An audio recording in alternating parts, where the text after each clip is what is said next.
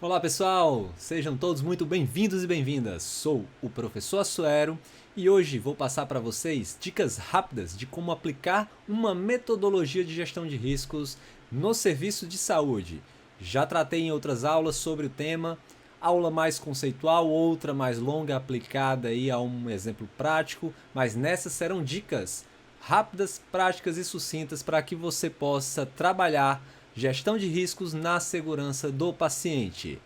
Mas antes, inscreve-se no canal. Isso ajuda muito na nossa produção de conteúdo, trazendo mais qualidade para você.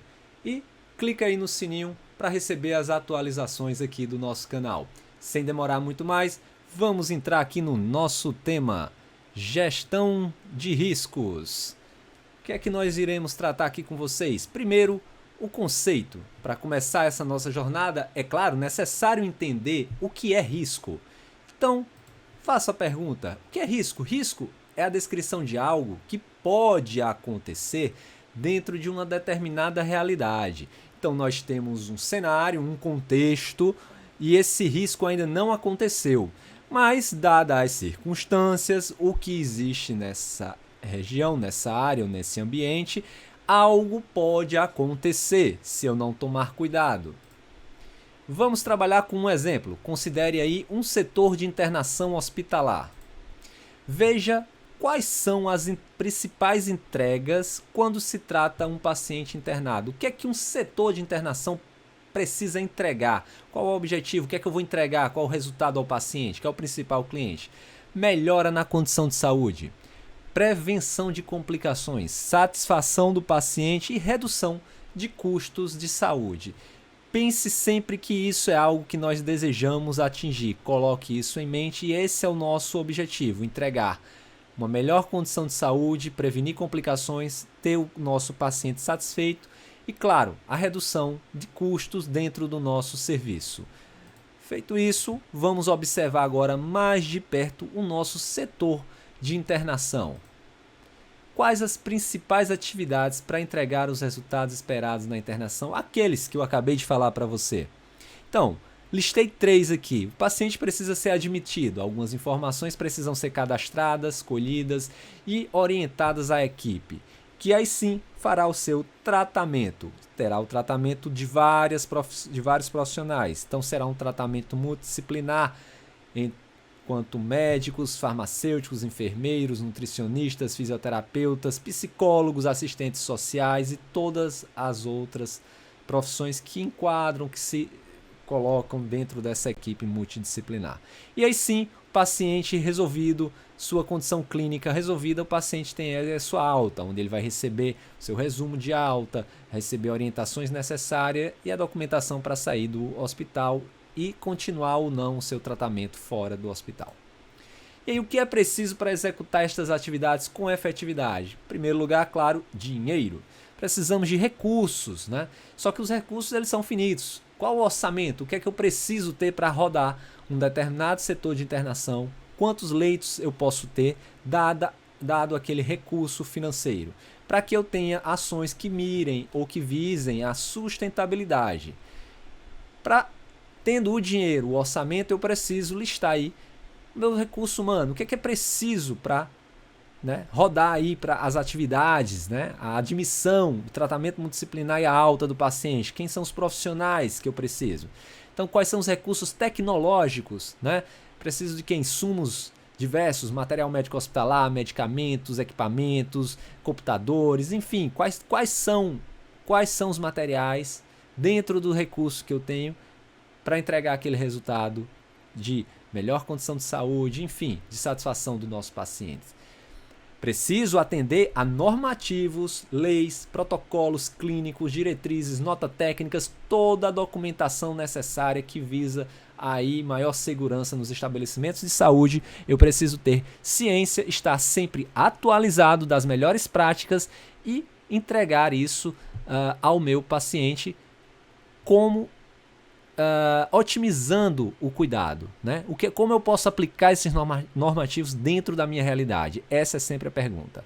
E claro, tenho que ter indicadores, monitorar os resultados, aquilo que não se pede, não se mede, não se pode melhorar, não se controla. Então eu preciso saber se eu estou conseguindo entregar e eu preciso de indicadores para indicar o caminho a seguir.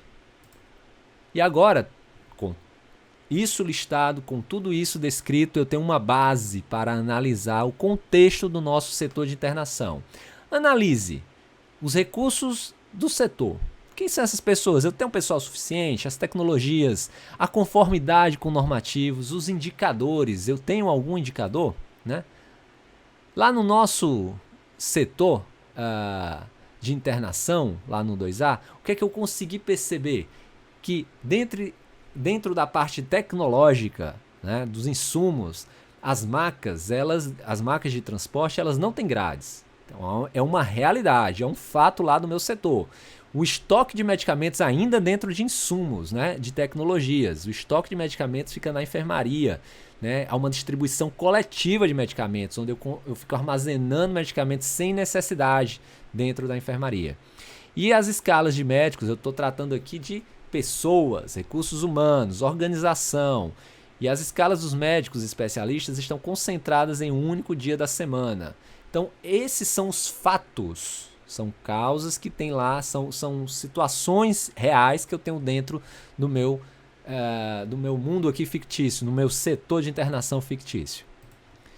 E aí, excelente. Agora nós sabemos que existem alguns perigos ou fatos que comprometem as entregas e que podem, no caso, comprometer essas entregas, os resultados, né, dentro do setor de internação. E aí, para isso, você tem que fazer as seguintes perguntas. O que pode acontecer com o paciente sendo transportado em uma maca sem grade? Né? O que pode acontecer com o paciente em um setor que armazena medicamento de forma coletiva? O que pode acontecer com o paciente com essa escala de médicos especialistas? Ao responder essas perguntas, né, nós encontramos alguns riscos ao paciente, que é o principal cliente deste processo de internação, tratamento do paciente internado. Então, eu tenho aí o risco de queda, no caso das macas sem grade, erro de administração de medicamentos, no caso ali do estoque coletivo de medicamentos, e o aumento do tempo de permanência. Isso aí podendo ser resultado dessa escala maluca aí que tem de um só dia para os médicos especialistas. Caso estes riscos se concretizem, eles não existem, o tempo de permanência, na verdade, ele não está alterado, ele pode ser alterado, não estão tendo quedas de fato, e existe aí, pode existir aí alguma taxa de erros de medicamentos, mas são possibilidades ainda. E caso eles se concretizem, o paciente pode sofrer eventos adversos evitáveis como consequência. Atenção, tá? É comum cometer alguns erros na análise dos riscos. Primeiro, listar uma causa como risco. Isso é muito comum, tenha cuidado. Né? Causas são fatos reais, são perigos, são situações que você identificou ali no setor, na sua área de trabalho. Desculpem. Listar como risco um evento que já ocorre. Então, por exemplo, estão acontecendo quedas dentro do setor. O tempo de permanência está alterado. Isso já é realidade, não é um risco. E você deve tratar essa não conformidade com um plano de ação para melhorar o ambiente de segurança ao paciente. Então, não entra na nossa análise de risco. Já é um fato isso aí que deve ser tratado com plano de ação, como um roteiro de melhoria que você possa aplicar. E agora, um exemplo dessa situação em que não é um risco, tá? Um exemplo mais real dessa situação que não é um risco e você listou como risco. Por exemplo, o risco de consumo desnecessário de recursos. Escala do médico especialista é na terça. Pacientes passam mais tempo na internação por causa desta situação. Neste caso, já há o consumo desnecessário de recursos, ou seja, não é mais um risco, mais uma realidade, como eu falei aqui para vocês. Vamos voltar ao caso aqui do nosso setor de internação, né, e listar alguns riscos, né, com suas causas e consequências. Vamos fazer um compilado disso tudo que a gente já está falando para vocês. Para o setor de internação, listamos aqui alguns riscos, causas e consequências. O risco de queda, cuja causa é aquela maca sem grade, pode ter como consequência um evento adverso aí no nosso paciente. O erro de administração, tendo como causa essa distribuição coletiva de medicamentos, causando aí também um evento adverso evitável ao nosso paciente. O que eu devo fazer, né? Agora, identificamos os riscos, causas e consequências, vamos ter que elaborar um plano de tratamento para dar resposta a estes riscos. Como é que eu começo? Primeiro, avaliando estes riscos quanto à probabilidade de ocorrerem e quanto ao impacto, como que eles comprometem o resultado esperado, né, na entrega do processo. Então, vamos avaliar a chance e o impacto desses riscos. E aí, para isso, temos que usar alguma escala, seja ela qualitativa ou quantitativa. Numa qualitativa, você pode dizer que essa chance seja pequena, baixa, média ou alta, né? Para o nosso caso, vamos usar uma escala mais quantitativa, usando uma escala de 1 a 5. Você pergunta para a equipe qual é a chance desse risco acontecer, né? De 1 a 5, chance praticamente inexistente até uma chance mais alta. Qual é a dificuldade em recuperar o dano causado? Então, qual é o impacto que esse risco pode ter? De 1 a 5, 1 eu consigo ali, pouco é percebido na instituição o dano. O 2 já vai aumentando a dificuldade de resolução, assim até o 5 ser um dano aí praticamente irrecuperável. Eu não consigo ter nenhuma ação que recupere aquele prejuízo. E aí, o produto entre a chance, no caso a probabilidade e o impacto, é o que a gente chama de risco inerente, o risco real, né, dentro de um processo que pode comprometer os resultados institucionais. Nesse caso aqui, sendo a probabilidade 3 e o impacto 4, nós temos aí um risco inerente de 12, um nível de risco 12. E em seguida, tendo já mapeado o risco inerente, nós vamos passar para a análise de controles, né? Temos alguns exemplos, né, de controles aqui para que vocês tentem imaginar que controles vocês possam ter na área de vocês, né? Por exemplo, dupla checagem, listas de verificação, sinalização com cores, uso de pulseiras diferentes para indicar situações diferentes, por exemplo, barreiras físicas, como a própria grade nas macas, alertas sonoros e luminosos ajudam a identificar algumas situações, além de um programa de treinamento. Sim, treinar a equipe ou ter esse programa de treinamento contínuo é sim um controle, pois nós atendemos àquela área de normativos, boas práticas, requisitos que tem no processo, que são essenciais para serem analisados, garantindo que a equipe esteja sempre atualizada quanto às melhores práticas do mercado. Então, programas de treinamento são sim medidas de controle dentro de uma instituição, dentro de um processo. E aí a gente tem que ponderar, já que nós temos um controle, né, esse controle reduz, né, o nível de risco mensurado, o risco inerente, o risco real. Então a gente tem que fazer uma ponderação, usamos um fator de correção aqui. Esse fator ele vai de 0,2 a 1 no nosso exemplo, tá? Então quanto mais forte for o controle, menor será o risco, o nível de risco residual, aquilo que sobra após a implementação do controle, tá? Então o produto entre o risco inerente e o fator de ponderação aqui no controle dá o que a gente chama de risco residual, certo?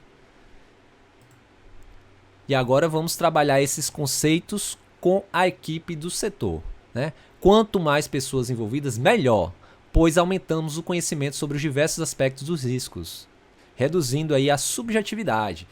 Você pode achar pelos seus conhecimentos, ou pelo seu mundo, a sua percepção de mundo, que uma determinada situação não seja tão não seja tão viável, aplicável ao aumento de um determinado risco, ao aparecimento de um determinado risco, enquanto a outra pessoa, do conhecimento que ela tem, da visão que ela tem, para ela é diferente o nível. Então, quanto mais pessoas diferentes colaborando, maior é a objetividade do nível de risco. Então, usaremos aqui o risco de queda como exemplo. Inicie aí encontrando um risco inerente. Então, a primeira etapa seria: pergunte à equipe em uma escala de 0 a 5 qual é a chance desse risco acontecer. E depois pergunte à equipe em uma escala de 0 a 5, na mesma escala, qual é o impacto deste risco. Explique para eles quanto essa probabilidade, o impacto que quanto maior, né, mais difícil é a sua recuperação. Então, quanto ao risco de queda, a equipe foi lá e colocou, e cada um tem que colocar a sua opinião, tá?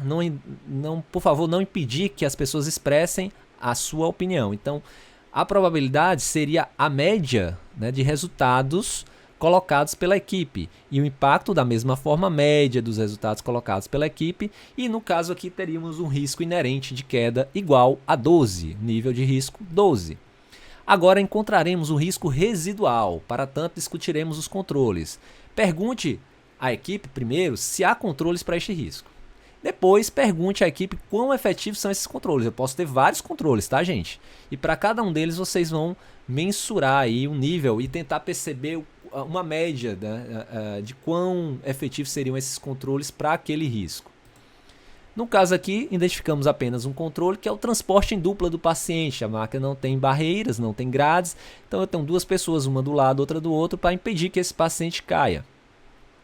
A equipe atribuiu um risco aí até forte, né, para esse controle, reduzindo aí o risco a um nível residual de 4,8.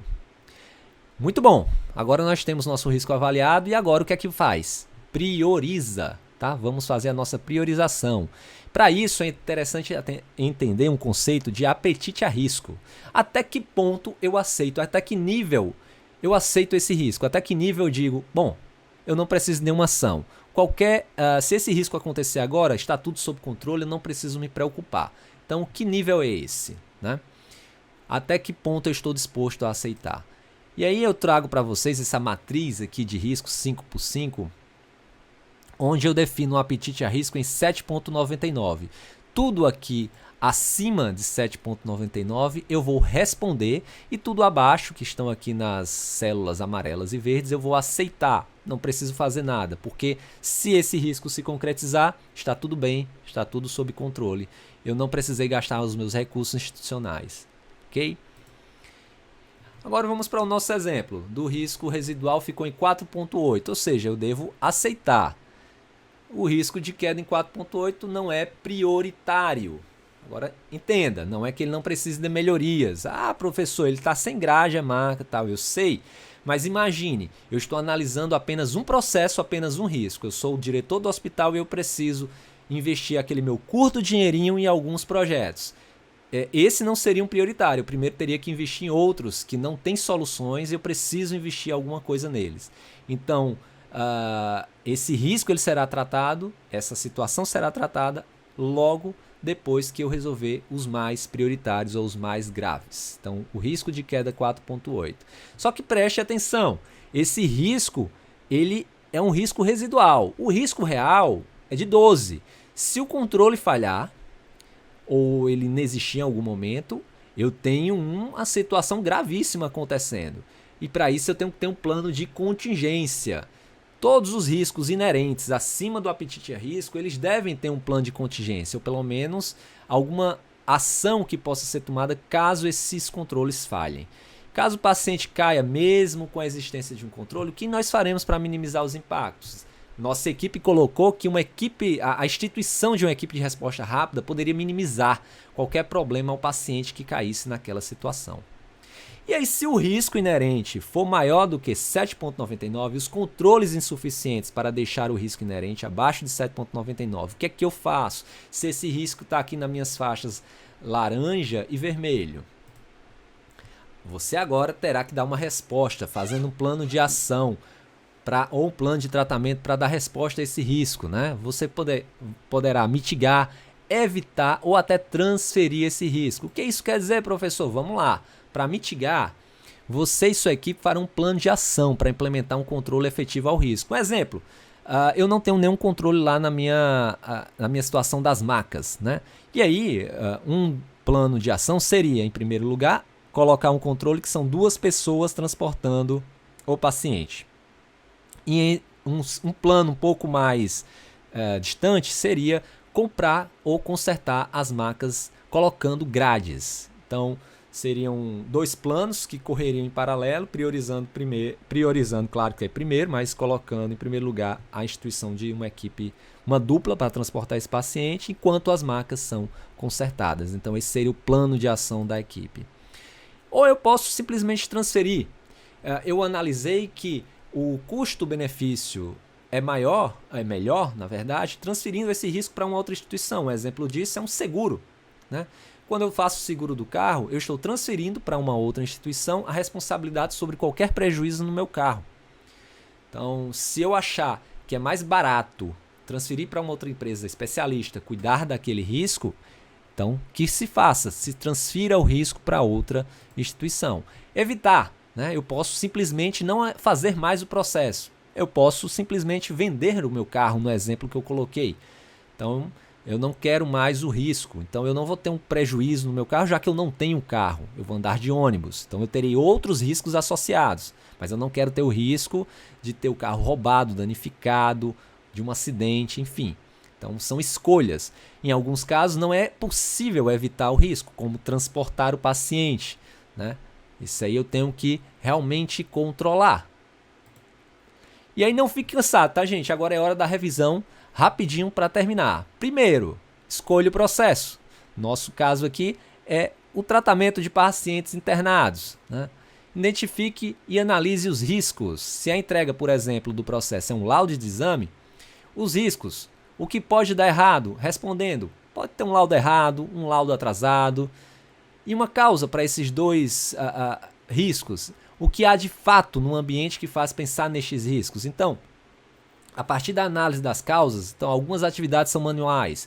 Por isso é que o laudo pode sair errado. Não há equipamentos de backup. Então, o laudo pode sair atrasado, porque se uma máquina quebrar, eu não tenho outra para dar suporte, né? E a consequência disso é um tratamento inadequado, caso esse laudo saia errado, ou um atraso no início do tratamento, caso eu tenha aí um atraso na emissão desse laudo. Depois, avalie os riscos. Veja qual é a probabilidade, o impacto de cada um, porque aí eu preciso priorizar na sequência. Nessa avaliação, veja também os controles, porque de repente eu já tenho algum controle, eu não preciso, né, ter uma ação mais imediata para um risco e para outro sim. Então essa análise tem que ser mais completa nesse sentido. Depois, priorize, né? Veja quais são os riscos que estão no nível maior, ou seja, naquele risco residual maior, né? E aí, para isso é importante definir um apetite a risco. Quanto é que a sua instituição, qual o nível que a sua instituição, você está disposto a aceitar. Isso tem que ser uma definição institucional. E aí dê resposta aos riscos. Se estiver dentro do apetite, aceite. Não estando dentro do apetite, decida. Vamos trabalhar esse risco dentro da instituição, então nós vamos mitigar. Nós não queremos esse risco, não vale a pena esse processo ou gastar com esse processo. Então não vamos fazer mais isso, então nós vamos evitar. Caso seja muito caro tratar isso dentro da instituição, não vale a pena, não é um processo fim, enfim, eu posso transferir isso para outra empresa, então é mais benéfico para a instituição, então vamos transferir. E aí sim, monitore, elabore indicadores para acompanhar os resultados de suas ações. É importante que você tenha esse monitoramento, porque esse risco pode mudar, o ambiente pode mudar, alguns equipamentos podem entrar, pessoas podem sair, outras entrarem, então tudo isso muda o contexto, novas normas podem surgir. Então eu tenho que estar monitorando isso o tempo todo, reavaliando o risco, né, e colocando novas metas e novos controles para garantir a entrega dos resultados de um determinado processo. E é isso, pessoal, finalmente terminamos. Eu espero muito que vocês tenham gostado aqui desse resumão para conseguir atingir aí um processo inteiro de monitoramento e estabelecimento de riscos. Eu acredito que alguns de vocês tenham dúvidas. Se você tem dúvida, nós podemos te ajudar. Entre em contato comigo aqui pelo site o site aqui da minha instituição, que é meu nome aqui, como está aparecendo. Eu posso te ajudar com consultorias, mentorias, algumas aulas específicas, treinamentos. Fico à disposição. Se você gostou, clica aí no joinha e até a próxima, gente. Valeu!